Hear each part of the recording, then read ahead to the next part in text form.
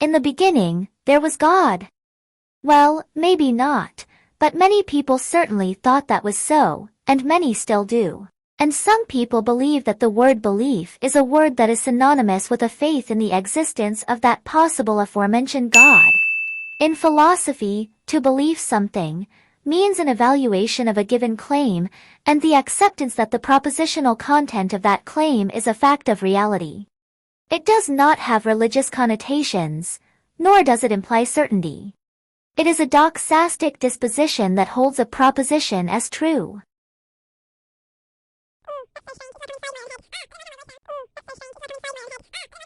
The confusion between an assertion of a fact or making a claim and a belief about a claim is often confusing, as they are closely related concepts, but not exactly the same thing. And while a belief could reasonably be construed as a claim to oneself, requiring justification to be held rationally, merely relating your belief to someone else is simply informing them that you're convinced that some proposition is true, but not necessarily asserting it as a fact to them.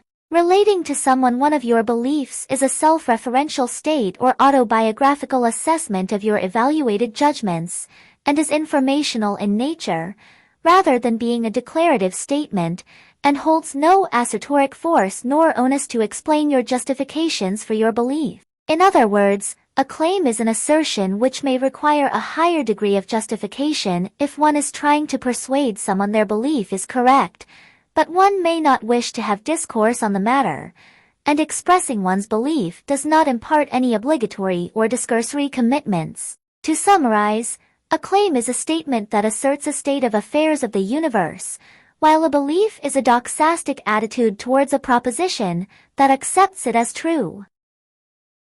For example, if I claim 0.9 repeating is equal to 1, I am asserting that it is the case that 0.9 repeating is equal to 1 and stating it as a fact of reality. If I say I believe 0.9 repeating is equal to 1, I am giving my doxastic disposition that I am convinced that 0.9 repeating is equal to 1. It is important to note that claiming 0.9 repeating is equal to 1, or expressing my belief that 0.9 repeating is equal to 1 is not the same claim as claiming that I can prove 0.9 repeating is equal to 1, which I do claim that I can do. But that is for another video. Neither theists nor atheists have any obligation to prove nor disprove their beliefs, unless their claim is explicitly that they can prove God exists or God does not exist. Making a claim about God's ontological status, meaning to assert either that God exists or God does not exist, is not the same claim as a claim to be able to actually prove or disprove God's existence. So it is perfectly fine for a theist or an atheist to tell someone what their belief is, in regards to the proposition God exists, as again it is an informational statement of a person's conclusion from their self-deliberation on the proposition God exists. It is also fine for a theist to assert there is a God, i.e. to affirm the claim that God exists, or an atheist to assert there is no God, i.e. to affirm the claim that God does not exist as discursory declarations when deliberating with others as to if God exists or does not exist. So what about the burden of proof when making such claims or assertions? The burden of proof comes from the legal phrase onus probandi, which means to is the obligation to provide sufficient evidence to establish a fact or assertion in a legal proceeding.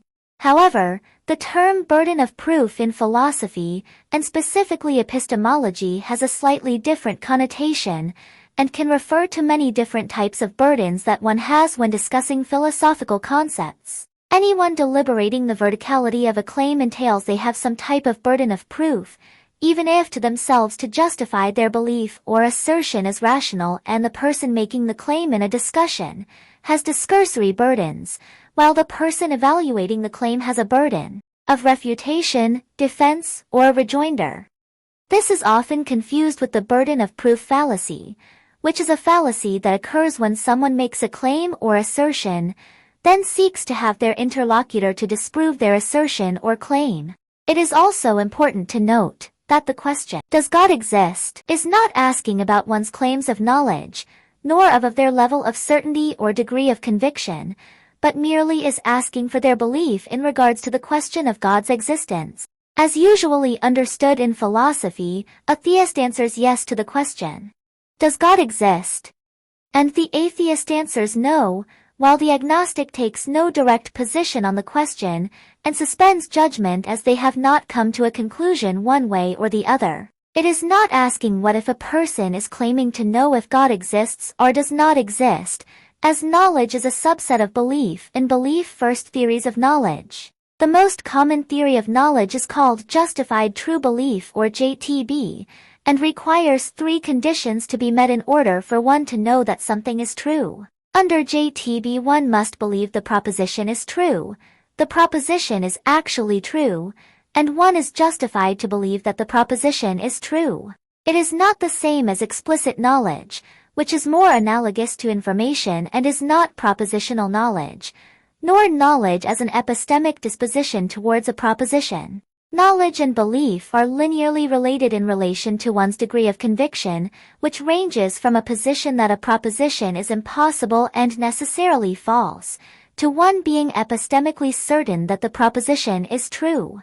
This means that 4-quadrant diagrams which attempt to place knowledge and belief as orthogonal to each other, as a visual representation of phrases such as agnostic atheist or Gnostic theist, are epistemically misguided. But that is for a future video, so make sure you like and subscribe for future videos, and should you enjoy the content, consider becoming a Patreon to the channel to help incentivize me to make future videos on related subjects. Let's review. Beliefs are epistemic dispositions towards a proposition. Claims are assertions of propositional content that affirm some state of reality. Claiming that God exists or does not exist does not entail a claim of knowledge.